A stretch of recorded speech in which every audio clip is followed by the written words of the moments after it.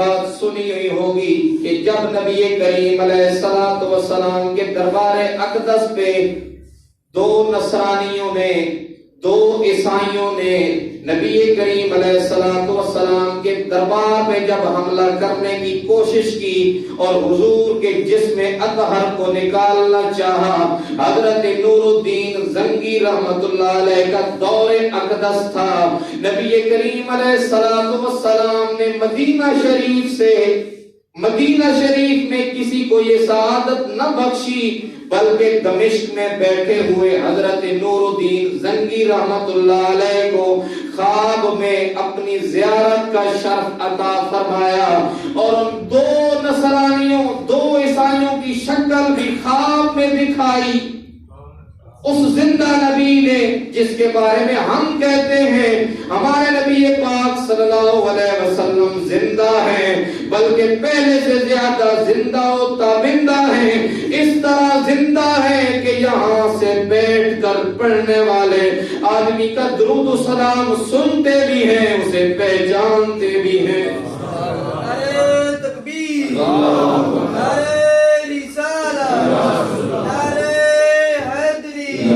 تاجدار ختم نبوت، تاجدار ختم نبوت زندہ باد۔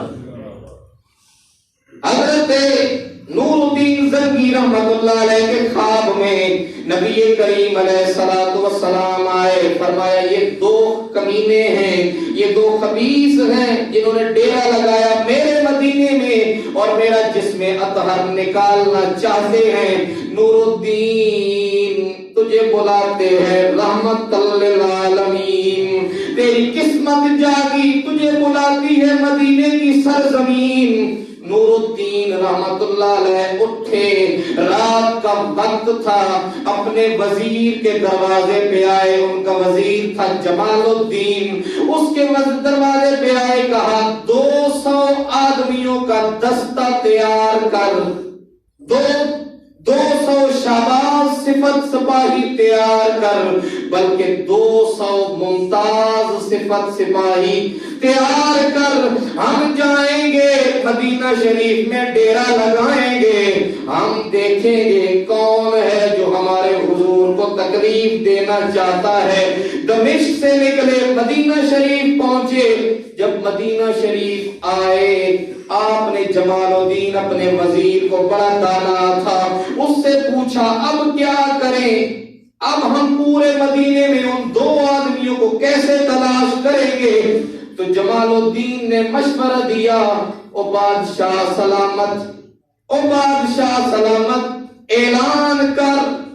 کہ آج ہم خزانہ تقسیم کر رہے ہیں، جس کو خزانے کی ضرورت ہے، جس کو پیسے اور دولت کی ضرورت ہے، بادشاہ کے دربار میں آئے، جب لوگ اکٹھے ہوں گے ان دو آدمیوں کو آپ پہچان لیں گے، جب وہ آپ کے سامنے آئیں گے آپ پہچان جائیں گے۔ جب اعلان ہوا لوگوں کی لمبی لائن لگی، لوگ آتے گئے لیتے گئے، سارا مدینہ لنگر لے کر خزانہ تقسیم ہو گیا، لیکن وہ دو آدمی سامنے نہ آئے۔ اب نور الدین زنگی نے کہا جمال الدین اب کیا کریں؟ کہا اب ایسا کرو مدینے والے سے پوچھو کہ کوئی دو آدمی رہ گئے ہیں جنہوں نے لنگر نہیں لیا۔ جب پوچھا گیا کسی نے بتایا دو ہیں، بڑے شریف ہیں، بڑے جبہ و دستار والے ہیں، وہ بڑے اللہ والے ہیں، ہر وقت اللہ اللہ کرتے رہتے ہیں، وہ ایک کمرے میں بند رہتے ہیں، ہر وقت ان کے ہاتھ میں تسبیح ہوتی ہے، ان کے پاس مصلی ہوتا ہے، ان کو اس لنگر اور خزانے سے کوئی غرض نہیں ہے۔ کہا دو آدمی ہیں، وہ ہر وقت اللہ کے ذکر میں مشغول رہتے ہیں۔ جب پوچھا گیا نور الدین زنگی رحمت اللہ علیہ نے کہا وہی دو ہیں، ان کو ہمارے دربار میں لایا جائے، کھڑا فرمایا جائے، ہم پوچھیں گے ان کو کیسے جرأت ہوئی کہ انہوں نے نبی کریم علیہ الصلوۃ والسلام کے جسم اطہر پر حملہ کرنے کی کوشش کی۔ جب لایا گیا نور الدین زنگی اپنے تخت سے کھڑے ہوئے، کہا جمال الدین یہی وہ دو ہیں، یہی کتے ہیں جنہوں نے حملہ کرنے کی کوشش کی، آج میں ان کو زمین کے نیچے دفن فرماؤں گا۔ جمال الدین نے کہا ابھی صبر، ابھی ہم ان کی رہائش دیکھ لیں، انہوں نے کیسے حضور کے روضے تک پہنچنے کی کوشش کی۔ جب ان کے کمرے میں پہنچے،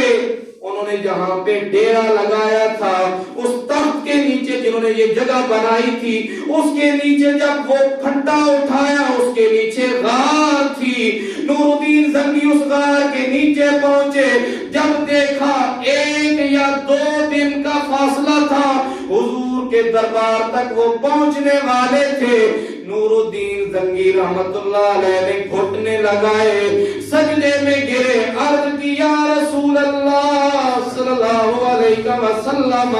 لوگ کہتے تھے آپ مر گئے ہیں، لیکن ٹھیک اعلی حضرت نے فرمایا تو زندہ ہے واللہ، تو زندہ ہے واللہ، میری چشم عالم سے چھپ جانے والے۔ اور نور الدین زنگی رحمت اللہ علیہ نے وہاں پہ کہا یا رسول اللہ صلی اللہ علیہ وسلم، مدینے والوں میں سے بھی کسی کو آپ حکم فرما سکتے تھے، وہ آپ اس کی بھی ڈیوٹی لگا سکتے تھے، مجھے دمشق سے بلایا، جسے چاہا در پہ بلا لیا، جسے چاہا اپنا بنا لیا۔ یہ بڑے کرم کے فیصلے، یہ بڑے نصیب کی بات ہے، یہ کرم کے ہیں فیصلے، یہ نصیبوں کی بات ہے جسے وہ چن لیں۔ اور حضرت نور الدین زنگی رحمت اللہ علیہ نے ان دونوں کو قتل فرمایا، ان کو جہنم پہنچایا۔ پھر نبی کریم علیہ الصلوۃ والسلام کے دربار اقدس کے آس پاس سیسا پلائی دیوار پھیر کر اعلان فرمایا اب قیامت تک محمد عربی کی غلام بھی زندہ ہے، ہمارا نبی بھی زندہ ہے۔ اب قیامت تک کسی کو جرأت نہیں ہو سکتی کہ حضور کے دربار تک پہنچنے کی جسارت کرے۔ الحمدللہ ہمارے نبی پاک صلی اللہ علیہ وسلم نے اپنے غلاموں کو زندہ فرمایا، اور قیامت تک اب حضور کی ناموس پر جو بھی ڈاکہ ڈالنے کی کوشش کرے گا، ہر غلام پہلے سے زیادہ بڑھ کر حضور کی ناموس کی حفاظت فرمائے گا۔ اللہ تعالی ہمیں زندہ و تابندہ رہنے کی توفیق عطا فرمائے۔